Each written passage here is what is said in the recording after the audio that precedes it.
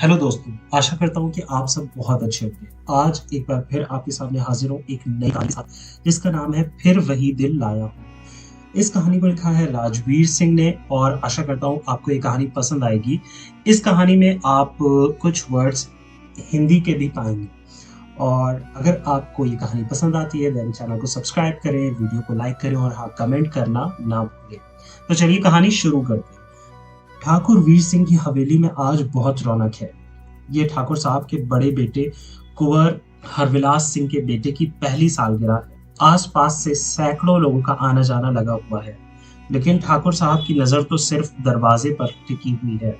वो किसी खास शख्स की आमद का मुंतजिर है। कुछ देर बाद एक कार दरवाजे पर आकर रुकी। एक 25-24 साल का सजीला और गठीला नौजवान 3 साल के बच्चे के साथ कार से नीचे उतरा। बच्चे ने अपने वालिद का हाथ थाम लिया। वो शायद इस शोर से खौफजदा था। वो नौजवान एक लम्हे के लिए वहीं ठिठक गया। शायद हिम्मत नहीं हुई आगे बढ़ने की।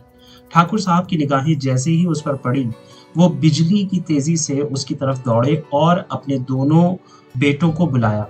देखो लल्ला, जमाई राजा आ गया है। जब उस नौजवान ने ठाकुर साहब के पांव छुए तो ठाकुर साहब का कलेजा भर आया। रोते हुए उन्होंने अपने दामाद को गले लगा लिया। जब भावनाओं का आवेग कुछ कम हुआ तो उसने अपने नवासे को दामाद के पीछे छुपने की कोशिश करते हुए देखा। बूढ़े नाना ने अपने घुटनों के बल बैठकर उसे अपने पास बुलाया, लेकिन बच्चा थोड़ा सा डरा हुआ था। शायद उन सब लोगों से पहली बार मिल रहा था, इसलिए उसने अपने पापा को कसकर गले लगाया। पापा ने समझाया, शौर्य बेटा, अपने नाना जी हैं ये, अपने नाना जी से जाकर मिलिए, नाना जी के पास जाओ। डरते डरते शौर्य अपने नाना के पास आया। जैसे ही ठाकुर साहब ने शौर्य को अपनी बाहों में लिया, उन्हें अपनी स्वर्गीय बेटी का चेहरा याद आ गया। वो बिटिया जिसे उन्होंने अपने आप से प्रेम विवाह के कारण अलग कर दिया था। न कभी मिलने गए और न कभी बुलाया। सोचता था कि जीते जी उसका चेहरा नहीं देखेंगे, और ईश्वर ने भी कुछ ऐसा ही किया। डिलीवरी के वक्त उनकी बेटी, जिसका नाम प्रिया था, चल बसी।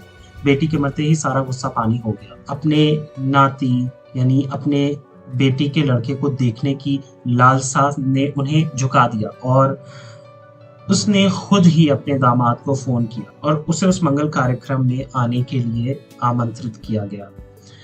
ठाकुर साहब ने अपने नाती को दुलार करते हुए पूछा, आपका नाम क्या है? शौर्य ने बहुत मासूम अंदाज में कहा, शौर्य प्रताप सिंह। और आपके बाबा का नाम क्या है? श्री अनिरुद्ध सिंह। तुम्हारी माँ का नाम? स्वर्गीय प्रिया चौहान। अपने नाती के मुंह से अपनी बिटिया का नाम सुनकर फिर से आंखें भर आई। फिर कुछ संभल कर खड़े हुए और दामाद से कहा, आपका बहुत आभार जमाई राजा, जो आपने हमारा मान रखा। आज से आप इस परिवार का ही हिस्सा हैं। माजी की तमाम शिकायत को भूल जाए। अनिरुद्ध ने आंसू पोंछे और उसे भी उस घर में देखकर प्रिया की बहुत याद आ रही थी। प्रिया को 1 साल गुजर गया था, लेकिन आज भी अनिरुद्ध खुद को संभाल नहीं पाया था। खाने पीने का होश भी न रहता। फौज में बतौर कप्तान काम कर रहे थे, लेकिन पिछले 6 महीने से छुट्टी पर थे। अनिरुद्ध के माँ बाप भी इस मोहब्बत की शादी के खिलाफ थे और उन्होंने अनिरुद्ध के साथ अपना रिश्ता भी खत्म कर दिया था। शायद अनिरुद्ध इसी वजह से तन्हा रह गया था। इतने में अनिरुद्ध का छोटा साला और शौर्य का मामू आया। 22 साल की उम्र, खेलों का शौकीन, हाजिर जवाब, एक नंबर का हीरो, मस्तीखोर बंदा। नाम कुंवर उमेंद्र सिंह था। हर कोई प्यार से ओम कहकर बुलाता था। उसने आते ही शौर्य को गोद में उठा लिया, प्यार से चूमा और उसको कंधे पर बिठाकर बोला, हम आपके ओम मामा हैं। अनिरुद्ध ने ओम पर एक नजर डाली। प्रिया ने अपने घर वालों के बारे में जो बताया था सब वैसे ही थे। ओम के बारे में भी कुछ ऐसे ही सुन रखा था। जब ओम ने अनिरुद्ध को देखा, वो पैरों को चूमने के लिए आगे बढ़ा। अनिरुद्ध ने उसे अपने हाथ से पकड़कर गले लगा लिया। ओम अपने जीजा जी को उनके कमरे तक छोड़ने आया। अनिरुद्ध ने ओम से कहा, प्रिया से आपके बारे में बहुत सुना था, आप वाकई वैसे ही हो। ओम ने हिचकिचाते हुए पूछा, कैसे जीजा जी? मस्त मौला और दिलखुश इंसान। मैं फौज में हूँ, लेकिन जिस्म तो तुमने यूं बरकरार रखा है जैसे तुम फौज में हो। ओम ने मुस्कुराते हुए कहा, आर्मी वाला ना सही, फौजी का साला तो हूँ। अनिरुद्ध ने जोर से कहकहा लगाया। शायद प्रिया के जाने के बाद आज पहली बार हंसने का मौका मिला था। अनिरुद्ध का मूड कुछ ठीक हुआ तो पूछा, जो शख्स इतना खुश रहता हो उसकी कोई गर्लफ्रेंड तो होगी ही। ओम ने कुछ मुस्कुराते हुए कहा, यह आप कैसे कह सकते हो सकता है कि एक नहीं मेरे कई चक्कर चल रहे हो। अनिरुद्ध ने अफसोस से कहा, क्यों, प्यार में तो आखिर दर्द ही मिलता है। अब देखो, प्रिया ने मुझे तनहा छोड़ दिया सारी जिंदगी का दर्द देकर।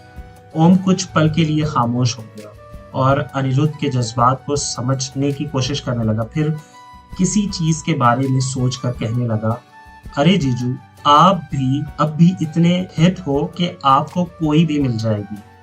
अनिरुद्ध फिर हंस दिया। ओम को देखकर मुस्कुराया और उसे देखते हुए कहने लगा, बहुत समझदार हो गया है, लगता है तेरी शादी करानी ही पड़ेगी। ओम कुछ खामोश हो गया और फिर बोला, जीजू, अगर आपने दोबारा शादी कर ली तो हमारे शौर्य का क्या होगा? अगर सौतेली माँ आ गई तो उसकी जिंदगी बर्बाद हो जाएगी। अनिरुद्ध ने ओम को तसल्ली देते हुए कहा, तुमने इसके बारे में सोचा भी कैसे ओम, कि मैं दूसरी शादी पर राजी हो जाऊंगा? बिल्कुल नहीं, मैं प्रिया की जगह किसी और को दे ही नहीं सकता। ओम खुशी से अनिरुद्ध को गले लगाते हुए बोला, ओ जीजू, you are such a darling. Aniruddh ने ओम को छेड़ते हुए कहा, ज्यादा मक्खन न लगा, वैसे भी मैं तेरी शादी करवा कर ही दम लूंगा। एक बार फिर कमरे में कहकहा गूंज उठा। यहाँ ठाकुर साहब अपने नवासे के साथ खेलकर अपनी तमाम दबी हुई इच्छाओं की तकमील में मसरूफ थे। 2 ही दिन में अनिरुद्ध का तमाम तनाव और अकेलापन दूर हो गया था। शौर्य के चेहरे पर खुशी भी वाज़ेह तौर पर देखी जा सकती थी। शौर्य अपने नाना और ओम मामा के साथ बहुत घुल मिल गया था। ओम अनिरुद्ध को भी अच्छी तरह समझ चुका था। अनिरुद्ध को ओम की हैसियत एक साले से ज्यादा एक दोस्त मिल गया था।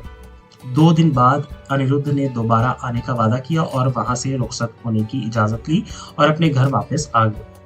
अनिरुद्ध की वापसी के कुछ दिन बाद उनके नौकर का फोन आया।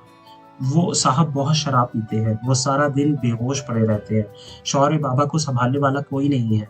ठाकुर साहब, मुझसे देखा नहीं जाता है, किसी को यहाँ भेज दीजिए। मुझे डर सा लगा रहता है कि साहब जी को कुछ हो न जाए। जब ठाकुर वीर सिंह ने सुना तो पैरों तले से जमीन निकल गई। दामाद की हालत ऐसी नहीं थी जैसा कि उसकी तवक्को थी। उन्होंने ओम को बुलाया और सारी बात समझा दी और कहा, ओ लैला, तुम अपने कॉलेज से टीसी कटवाए के दामाद जी के शहर चले जाओ और वहां ही आगे पढ़ाई कर। हमारे शौर्य और दामाद की देखभाल भी बनी रहेगी। ओम ने अपना सामान बांधा और अगली ट्रेन से सीधा जीजा जी के घर आ गया। जैसे ही वो घर में दाखिल हुआ, अनिरुद्ध शराब पिए हुए बिस्तर पर औंधे मुंह लेटा था। शौर्य एक कोने में दुबका बैठा था। ओम को देखते ही वो दौड़ता हुआ आया। शौर्य, मामा जी आ गए। देखो ना मेरे पापा के साथ क्या हुआ है।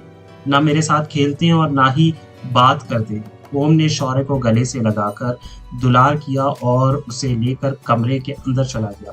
ये घर कम और शराब खाना ज्यादा लग रहा था, जहां शराब की खाली बोतल फैली हुई थी। कुछ भी अपनी जगह पर नहीं था। नौकर जल्दी से चाय बना के लाया और ओम से अपनी फिक्र जताते हुए बोला, साहब जी के मोबाइल से आपके घर का नंबर मिला था। प्रिया बीबी के चले जाने के बाद से यही हालत है उनकी। ना वक्त पर खाना खाते और ना ही सोते हैं। शायद ये भी भूल गए हैं कि यहाँ उनका एक छोटा बेटा है। अब आप आ गए हो, आप ही ख्याल रखना। अगले दिन से ओम ने घर की सारी कमान संभाली। शराब की सारी बोतलें रात को फेंक दी गई। सुबह अनिरुद्ध ने आंखें खोली तो देखा ओम आया हुआ है। थोड़ा सा संकोच के साथ मिला और फिर शराब की बोतल ना मिलने के बारे में पूछताछ शुरू करी तो ओम मुश्तइल हो गया। जीजा जी, आज दीदी जहाँ कहीं भी हो बहुत दुखी होंगी। आपने अपनी क्या हालत बना रखी है? क्या कभी आईने में देखा है खुद को? और फिर आप पर शौर्य की जिम्मेदारी भी तो है। अगर आप दुनिया से बेगानी होकर शराब नोशी में धुत पड़े रहेंगे तो आप शौर्य और अपनी खुद की जिंदगी बर्बाद कर देंगे। अनिरुद्ध रोने लगा। उसे मालूम था कि वो गलत कर रहा है, लेकिन प्रिया के जाने के बाद कोई नहीं था जो उसे संभाल सके, उसे समझ सके। कोई जिसके कंधे पर सर रखकर वो फुर्सत से रो सके। आज ओम के सामने देखा तो खुद को रोक नहीं पाया। ओम के सीने से लिपट गया, फूट फूट के रोने लगा। ओम, मेरी प्रिया मुझे वापस चाहिए, प्लीज कुछ करो, मेरी प्रिया को वापस ला दो, मैं उसके बगैर नहीं रह सकता। ओम को अंदाजा हुआ कि उसके जीजा उसकी बहन से कितना प्यार करते हैं। ओम ने अनिरुद्ध को गले लगाया और उसे देर तक गले लगाकर पुचकारता रहा। किसी अपने का सहारा दर्द को कम कर देता है। खैर, आहिस्ता आहिस्ता जिंदगी पटरी पर आने लगी। अनिरुद्ध ने वापस से सर्विस ज्वाइन कर ली और शौर्य अपने मामू से बहुत खुश था। ओम ने बहुत अच्छी तरह से घर संभाल लिया था।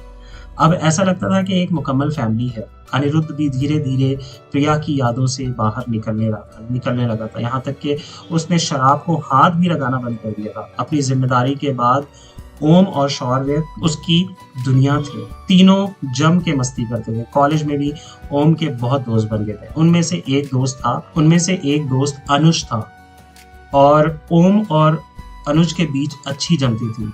ओम उसे बहुत पसंद करता था और शायद वो अनुज के साथ अपने ताल्लुकात को दोस्ती से आगे ले जाना चाहता था। अनुज की अक्सर फोन पर कॉल आती और दोनों के माबैन घंटों बातचीत होती रहती। अनिरुद्ध को कुछ अजीब सा लगता, लेकिन वो नहीं जानता था कि ओम गे है, इसीलिए उसने उसे सिर्फ दोस्ती समझा, लेकिन ये कुछ और ही था। अनुज बाइसेक्सुअल था और उसकी गर्लफ्रेंड भी थी, लेकिन किसी के साथ संजीदा ताल्लुकात नहीं थे और ओम को यकीन था कि अनुज उसका प्रपोजल रद्द नहीं करेगा। वो अनुज को प्रपोज करने के लिए एक अच्छे मौके की तलाश में था। यहाँ अनिरुद्ध अपनी दुनिया में मगन था। उसे मालूम नहीं था कि ओम की जिंदगी किस तरफ जा रही है।